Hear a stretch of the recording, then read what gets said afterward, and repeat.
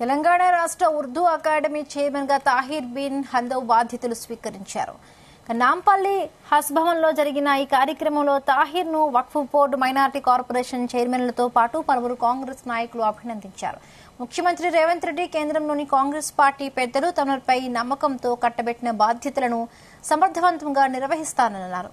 రాష్ట్రంలో ఉర్దూకు ప్రాధాన్యతనివ్వాలని ముఖ్యమంత్రి కోరిక మేరకు అభివృద్ధి చేస్తారని పేర్కొన్నారు. ఇక కాంగ్రెస్ ప్రభుత్వం ప్రతిష్టాత్మకంగా తీసుకున్న 6 గ్యారంటీల అమలు కోసం ముఖ్యమంత్రి అహర్నిశలు కృషి చేస్తూ ప్రజల మద్దతు పొందుతున్నారని వెల్లడించారు. తాను 40 ఏళ్ల క్రితం పాత్రికేయ వృత్తిని చేసి ఈ స్థాయికి వచ్చినట్టుగా స్పష్టం చేశారు.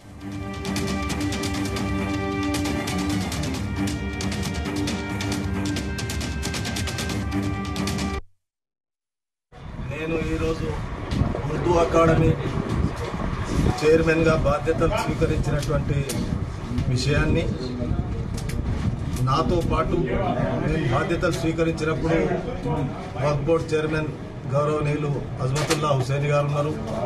అదేవిధంగా మైనార్టీ ఫైనాన్స్ డిపార్ట్మెంట్ సంబంధించినటువంటి చైర్మన్ ఉబేదుల్లా కొత్వాల్ గారు ఉన్నారు. మా డైరెక్టర్ గారు ఉన్నారు.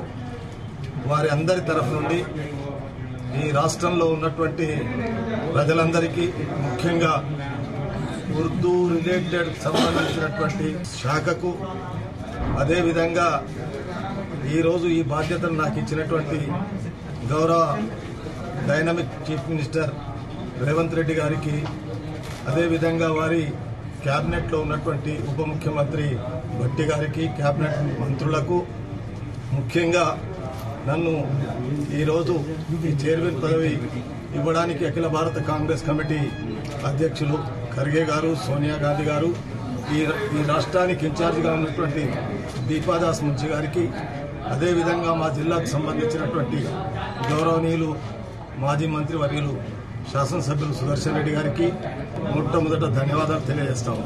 నాకు ఇచ్చినటువంటి సబ్జెక్టు రిలేటెడ్ ఉర్దూకు సంబంధించినటువంటి సబ్జెక్టును దీన్ని ఈ రాష్ట్రంలో రేవంత్ రెడ్డి గారు ముఖ్యమంత్రి అయిన తర్వాత ఉర్దూకు ప్రాధాన్యత ఇవ్వాలనేటువంటి ఆలోచనతో ఆయన ఉన్నటువంటి విషయాన్ని మీ ద్వారా తెలియజేస్తూ, నేను ఈరోజు ఉర్దూ అకాడమీ చైర్మన్ గా బాధ్యతలు స్వీకరించినటువంటి